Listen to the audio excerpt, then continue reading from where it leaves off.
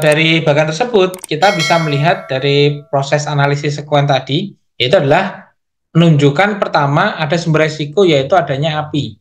Nah, api bisa menyebabkan kebakaran dan kerugian bagi organisasi. Ya, kemudian ada faktor resiko atau risk factor yang menjadi katalis, yaitu yang mempercepat terjadinya resiko. Ya.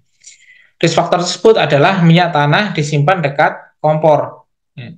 Situasi tersebut akan meningkatkan kemungkinan terjadinya kebakaran. Jika terjadi kebakaran, maka bangunan yang ditempati akan terbakar. Maka gedung memiliki eksposur terhadap resiko kebakaran. Kemudian terjadi kejadian yang tidak kita inginkan, yaitu adalah kebakaran.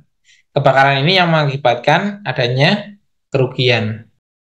Jadi setelah dilakukan analisis sekuen resiko tersebut, maka kita bisa melakukan pencegahan agar kejadian yang merugikan tidak muncul. Ya. Contohnya adalah faktor api itu tidak bisa dihilangkan karena dalam kondisi tertentu membantu manusia. Oleh karena itu kita tidak dapat menghindari risk faktor. Ya, jadi kita bisa menghindari risk faktornya.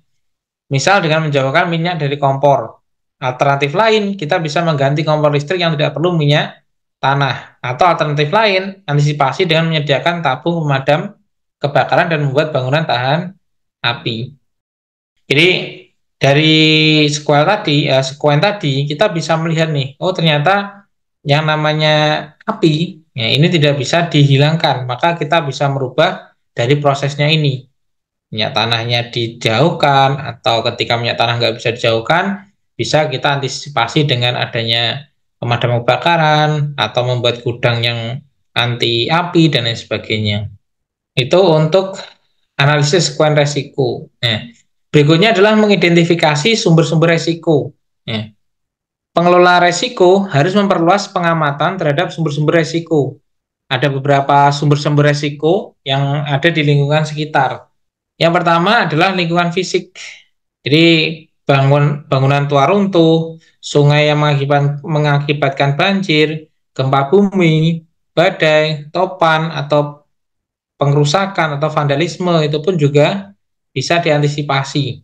Nah, jadi kenapa muncul adanya satuan pengamanan atau satpam atau security ya? Karena ya ini tadi mengantisipasi adanya resiko yang mungkin terjadi. Ya. Jadi ketika adanya pencurian itu kan kita bisa menggunakan keamanan untuk menjaganya seperti itu. Jadi ini yang namanya risiko itu tidak bisa dihilangkan, ya, tapi bisa diantisipasi. Yang kedua adalah lingkungan sosial, ya, kerusuhan sosial, demonstrasi, konflik masyarakat, pemogokan pegawai, pencurian dan juga perampokan. Maka di dalam perusahaan itu tentunya juga ada yang namanya CSR, ya, di mana keberadaan dari perusahaan tersebut itu juga mampu berkontribusi terhadap masyarakat secara langsung.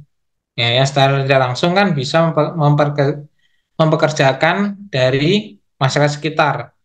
Kalau yang secara langsung, yang lainnya itu adalah adanya CSR, pembangunan fasilitas umum dan lain sebagainya. Itu pun untuk menghindari resiko-resiko kerugian yang disebabkan oleh lingkungan sosial atau adanya lingkungan politik.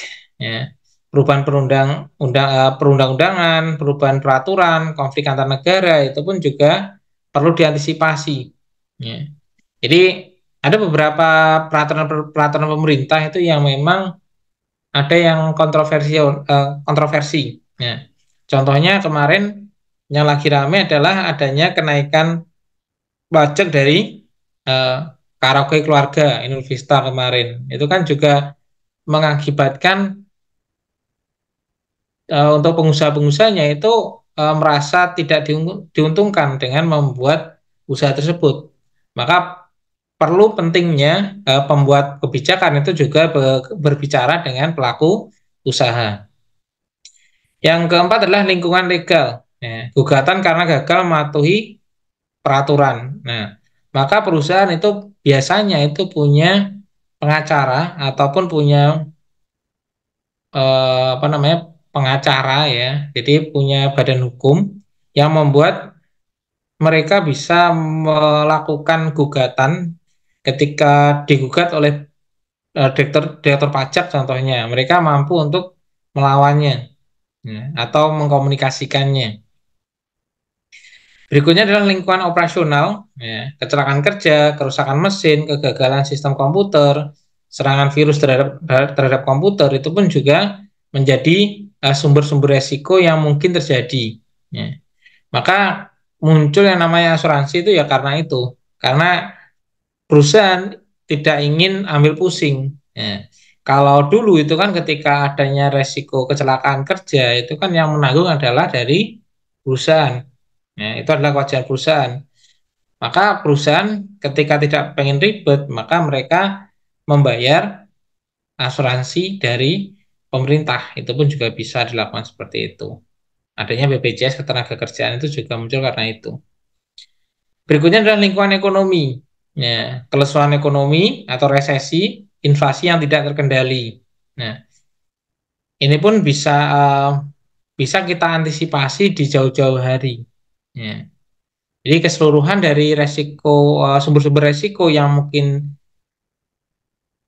ada itu diantisipasi dengan berbagai hal yang memungkinkan meskipun itu terjadi perusahaan tidak terlalu terpengaruh. Nah, lebih seperti itu. Dengan mengamati sumber resiko, maka kita bisa memperoleh gambaran resiko yang apa saja yang mungkin muncul dan membahayakan organisasi. Nah, contohnya dari konsumen, keluhan dari konsumen yang mengakibatkan kekecewaan dan tidak mau lagi membeli produk perusahaan. Nah, konsumen merasa dirugikan dan kemudian menuntut perusahaan. Nah, maka penting sekali ketika kita atau perusahaan itu memiliki apa namanya nomor pengaduan customer itu ya itu tadi agar mereka kecewanya itu bisa tertampung. Oh ternyata ini ada barang yang expired yang dikirim oleh perusahaan. Nah kita bisa melihat atau mengkondisikan hal tersebut. Nah, jadi layanan after sale ini itu sangat penting ketika kita pengen tetap menjadi pilihan bagi konsumen. Nah, yang kedua adalah adanya supplier. Pasokan dari supplier tidak tepat waktu, terlambat atau spesifikasinya berbeda. Nah, maka antisipasinya apa? Antisipasinya adalah kita harus memiliki beberapa supplier. Ya, jadi ada beberapa sumber yang bisa menjadi supplier kita. Karena apa ya tadi yang namanya resiko itu mungkin terjadi. Ya, bisa jadi ketika suppliernya satu, oh awal-awal itu bagus untuk stoknya, tapi lama-kelamaan karena adanya peningkatan penjualan, maka kita pun perlu meningkatkan pasokan dari supplier. Sehingga apa? Sehingga ternyata supplier pertama itu tidak mampu untuk menyediakan bahan bakunya. Sehingga apa? Sehingga kita perlu mencari supplier lain di mana stoknya pun juga atau spesifikasinya juga sama dengan apa yang diinginkan oleh perusahaan. Ya, itu. Yang ketiga adalah sumber resiko yang ketiga adalah dari pesaing. Ya. Pesaing meluncurkan produk baru yang lebih baik. Ya. Pesaing menurunkan harga yang bisa mengakibatkan persaingan harga sehingga menurunkan keuntungan perusahaan. Nah, maka ketika muncul yang namanya pesaing, ya, itu meluncurkan produk baru, itu kita perlu mengamati secara jeli. Ya, kenapa demikian? Karena yang namanya persaingan ya pada saat ini pun tidak apa namanya tidak bisa dielakkan. Ya. Jadi akan selalu ada pesaing-pesaing ketika kita memiliki barang yang bagus. Nah, pasti akan ada pesaing yang muncul. Ketika kita memiliki usaha atau perusahaan yang pergerakannya bagus, maka akan ada orang yang mencontoh.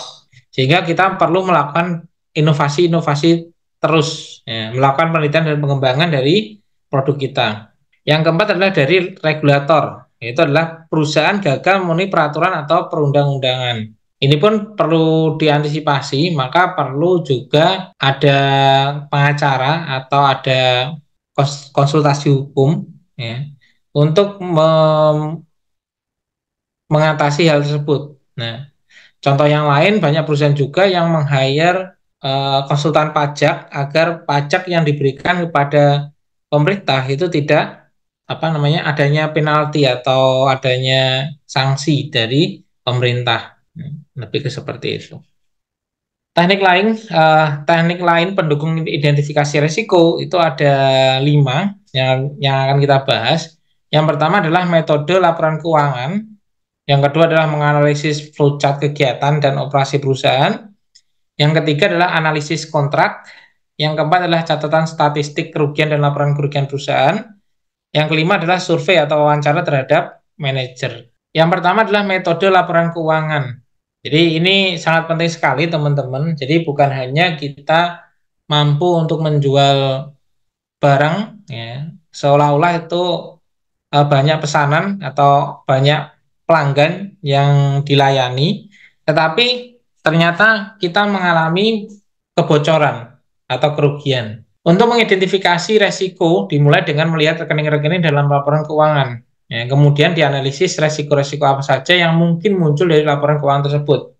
Nah, jadi ini penting bagi business owner atau dari manajer. Ya, ini pun atau dari direktur itu pun kita perlu melihat secara utuh dari laporan keuangan.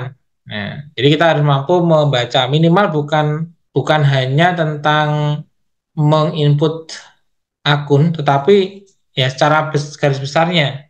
Kenapa kok bisnis kita itu ramai tetapi kasnya itu sedikit? Contoh resiko yang mungkin timbul adalah adanya penyelewengan kas. Nah, itu pun juga bisa dilakukan. Yang kedua adalah gagal bayar hutang. Oh, ternyata karena salah perhitungan, ya, sehingga apa? Sehingga kita mengalami kesalahan dalam penghitungan bunga. Dan ternyata perusahaan tidak mampu untuk membayar hutang dari bank atau perusahaan lain. Atau meningkatkan suku bunga kredit. Nah, atau tagihan macet atau depresiasi aset. Nah, ini pun penting karena yang namanya perusahaan itu hal yang paling utama itu adalah dari keuangannya. Ketika keuangan diatur dengan baik dan tidak ada salah penginputan atau tidak adanya penyelewengan, maka perusahaan akan menjadi lebih menguntungkan. Yang kedua adalah analisis flowchart kegiatan dan juga operasi perusahaan. Metode ini berusaha melihat sumber-sumber resiko dari flowchart kegiatan dan operasi perusahaan. Ya. Metode ini sesuai untuk resiko tertentu, misal resiko dari proses produksi. Nah, kalau laporan keuangan itu kan kita bisa membaca secara detail di komputer ya. Tapi kalau di proses itu kita harus melihat secara langsung. Ya. Proses produksi dimulai dari masuknya input, proses input tersebut sampai menjadi output tertentu. Dalam rangka kegiatan produksi tersebut muncul kejadian yang tidak diinginkan, misal kecelakaan kerja, kerusakan mesin, dan lain sebagainya. Dengan mengamati rangkaian prosesnya, maka kita bisa melihat dan melokasir terjadinya resiko. Kemudian mengidentifikasi sumber resiko yang menyebabkan kejadian negatif tersebut. Jadi dengan melihat secara langsung dari flowchart atau kegiatan operasi perusahaan, kita juga akan melihat adanya sumber-sumber resiko yang terjadi. Jadi dengan yang namanya perusahaan itu kan pasti punya yang namanya flowchart. Nah, kita lihat, oh ternyata untuk inputnya dari supplier itu bagus. Kemudian diproses, kenapa kok hasilnya kurang memuaskan? Maka kita bisa melihat lagi, cross check dari inputannya. Oh ternyata inputannya bagus. Oh ternyata dari proses 1, 2, 3 itu bagus. Ternyata ada di operasi keempat. Maka perlu adanya perbaikan, perbaikan, dan perbaikan. Nah, lebih seperti itu.